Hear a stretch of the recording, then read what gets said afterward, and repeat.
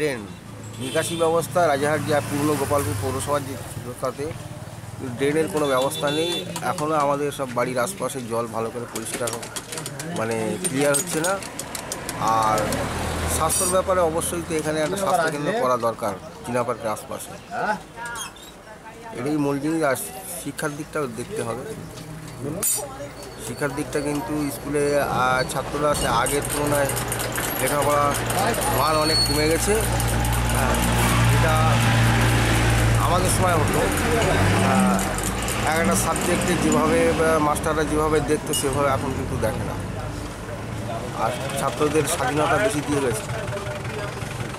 সবথেকে প্রয়োজন এই মুহূর্তে ড্রেনের নিকাশি ব্যবস্থাটা। এটা যদি আমাদের ষোলোয়ার থেকে আমাদের এই 12 নম্বর ওয়ার্ডের কথা বলি, ষোলোয়ার থেকে নিয়ে 12 নম্বর ওয়ার্ডের এই যে হাইড্রেনা আছে, হাইড্রেনা তোমার চিনা পার্কে এখানে যদি এটা যোগ করে দেয় অনেকটা মানে নিকাশি ব্যবস্থার দিকে খুব ভালো হবে।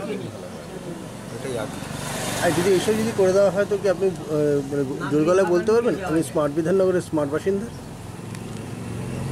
তিনটে জিনিস তো মানুষের পরিষেবার প্রয়োজন আছে, যেটা হচ্ছে নিকাশি ব্যবস্থা, লাইটের এবং শিক্ষার। এই তিনটে হয়ে গেলে কি আপনি বলতে পারবেন গর্ব করে যে আমি স্মার্ট বিধাননগরের স্মার্ট বাসিন্দা?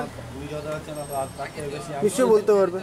এটা আমার ধারণা, এটা মানুষ অবশ্য আগের থেকে উন্নতি এটা মেনে নেবে।